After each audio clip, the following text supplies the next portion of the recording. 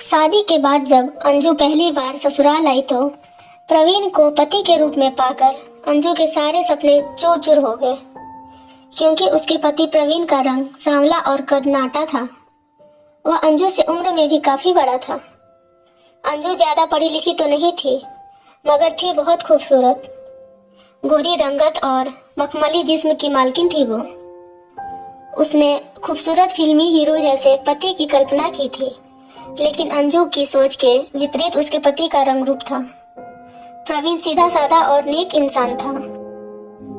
वह अंजू से बहुत प्यार करता था और उसे खुश रखने के लिए अच्छे अच्छे तोहफे लाता था, मगर अंजू मुंह बिचकाकर तोहफे को एक ओर रख देती। वह हमेशा तनाव में रहती। उसे पति के साथ घूमने फिरने में भी बहुत शर्म आती थी। अंजू तो अपने देवर रोहित पर फिदा थी। पहली नजर में ही वह उसकी दीवानी हो गई थी। रोहित अंजू का हम उम्र भी था और खूबसूरत भी। अंजू को लगा कि उसके सपनों का राजकुमार तो रोहित ही है। प्रवीण की नई नई नौकरी थी। उसे बहुत कम फुर्सत मिलती थी। अक्सर वह घर से बाहर ही रहता था। ऐसे में अंजू को देवर का साथ बेहद भाता। वह उसके साथ खूब हंसी मजाक करते।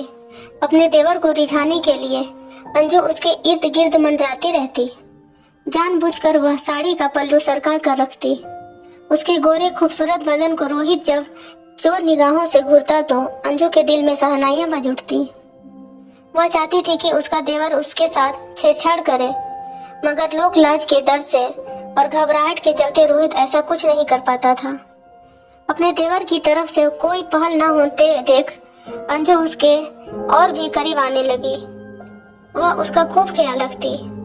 बातों बातों में वह रोहित को छेड़ने लगी। कभी उसके बालों को हाथ से फेरती तो कभी बदन को सहलाती। कभी चिकोटी काटकर खिलखिलाने लगती तो कभी उसके हाथों को अपने सीने पर रखकर कहती, देवर जी देखो मेरा दिल कैसे धक धक कर रहा है।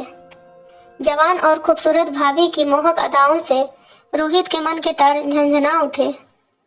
उसके तन बदन में आग सी लग जाती। वह भला कब तक खुद को रोके रखता। धीरे धीरे वह भी खुलने लगा। देवर भाभी एक दूसरे से चिपके रहने लगे। दोनों खूब हंसी ठिठोली करते और एक दूसरे की चुहलबाजियों से बहुत खुश होते। अपने हाथों से एक दूसरे को खाना खिलाते, साथ साथ घूमने जाते। कभी पार्क में समय बिताते तो कभी सिनेमा देखने जाते। एक दूसरे का साथ उन्हें अपार सुख से भर देता। दोनों की नजदीकियां बढ़ने लगी। देवर के प्यार से भाभी को बेहद खुशी मिलती। हंसती खिलखिलाती अंजू को रोहित अपने बाहों में भरकर चूम लेता तो कभी गोद में उठा लेता।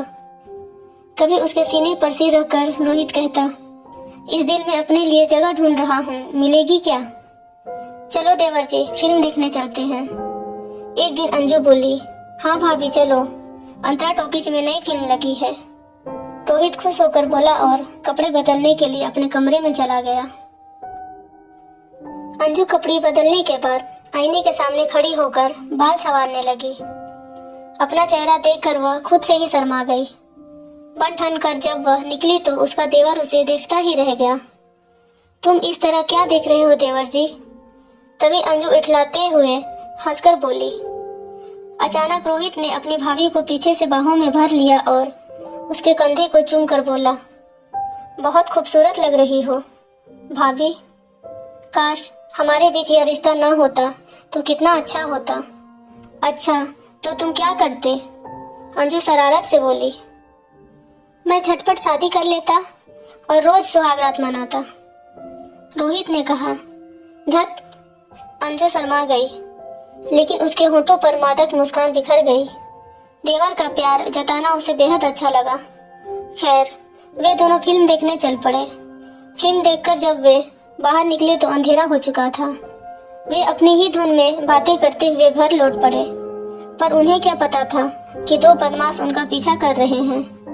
घर से कुछ दूरी पर रास्ता सुनसान था। कुछ बदमाशों ने उन्हें घेर लिया और बदतमीजी करने लगे। यह देखकर रोहित डर के मारे कांपने लगा।